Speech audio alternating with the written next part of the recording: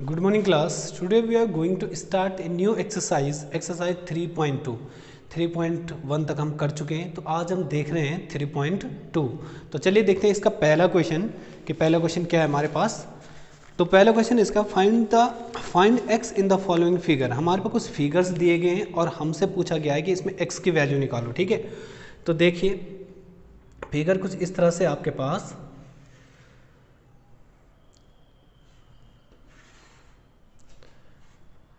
यहाँ पर x दिया गया है, यहाँ पर 120 डिग्री और यहाँ पर दिया गया है 125 डिग्री और मुझे x की वैल्यू. तो किसी भी रेगुलर पॉलीगन, किसी भी पॉलीगन में जो उसके एक्सटीरियर एंगल का सम होता है वो हमेशा कितना होता है, 360 डिग्री होता है. ठीक है, तो देखिए इसके तीनों एक्सटीरियर एंगल जो है उन सब का सम कितना होता है, 360 डिग्री.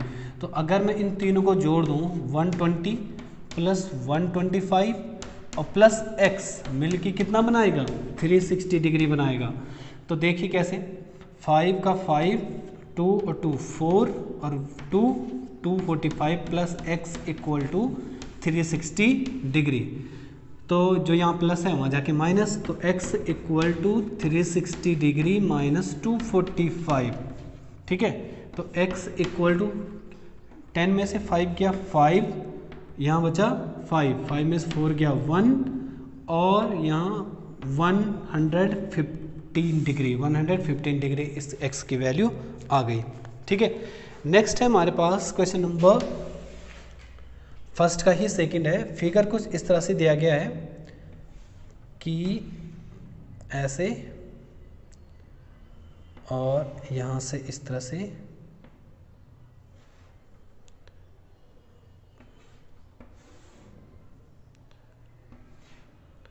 यहाँ पर दिया गया है x, यहाँ पर दिया गया है 70 डिग्री, यहाँ पर 60 और यहाँ पे 90 और यहाँ पे 90.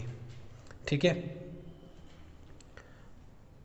तो देखिए यहाँ पे इसके सारे जो एक्सटीरियर एंगल हैं और यहाँ पे कितना दिया गया है, अगर ये 90 है तो ये भी तो 90 होगा यहाँ पे.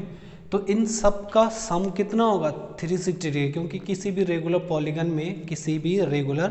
पॉलीगन में जो उसके एक्सटीरियर एंगल का सम होता है वो कितना होता है, 360 डिग्री होता है. तो देखिए सबको ऐड कीजिए, 60 प्लस 70 प्लस 90 प्लस x और प्लस 90 मिलके कितना बनाएगा, 360 डिग्री.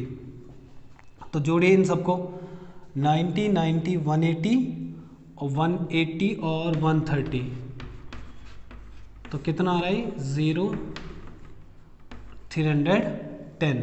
तो 310 प्लस x मिलके 360 डिग्री.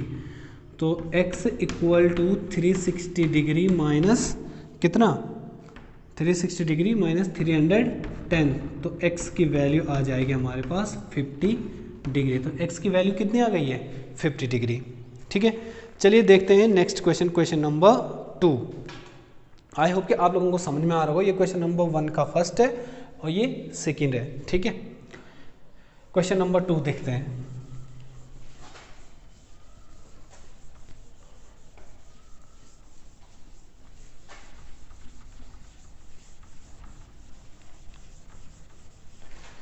तो क्वेश्चन नंबर 2 है आपके पास, find the measure of each exterior angle of a regular polygon of. तो देखिए उन्होंने कहा एक रेगुलर पॉलीगन है जिसकी जो है 9 साइड है, उसका मुझे प्रत्येक एक्सटीरियर एंगल बताना है, प्रत्येक एक्सटीरियर एंगल कितना होता है. ठीक है, तो क्वेश्चन नंबर 2 है, n कितना दे रखा है, 9, मतलब 9 साइड है उसकी और मुझे उसका प्रत्येक एक्सटीरियर एंगल बताना है. तो हम यहाँ पे लिखेंगे ईच एक्सटीरियर एंगल. तो ईच एक्सटीरियर एंगल निकालने का तरीका क्या होता है, 360 डिग्री अपॉन में n, मतलब जितनी साइड हैं. तो कितना होगा, देखिए 360 डिग्री अपॉन में n मतलब 9, तो कितना आ रहा है 40 डिग्री. तो इस रेगुलर पॉलीगन का कितना होगा प्रत्येक एक्सटीरियर एंगल, इसका एक्सटीरियर एंगल होगा 40 डिग्री. सेकंड है n इक्वल टू दे रखा है 15, तो अगर ऐसा रेगुलर पॉलीगन जिसकी जो है 15 साइड होगी उसका कितना होगा, तो वही फिर ईच एक्सटीरियर एंगल वो क्या होता है 360 डिग्री अपॉन में n। तो 360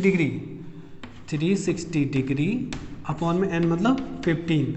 तो अगर मैं 15 का डिवाइड कर लूँ तो 15 2 जा 30 और 15 4 जा 60, तो मतलब 24 डिग्री क्या आ गया, इसका आंसर आ गया। ओके, चलिए देखते हैं नेक्स्ट क्वेश्चन नंबर 3।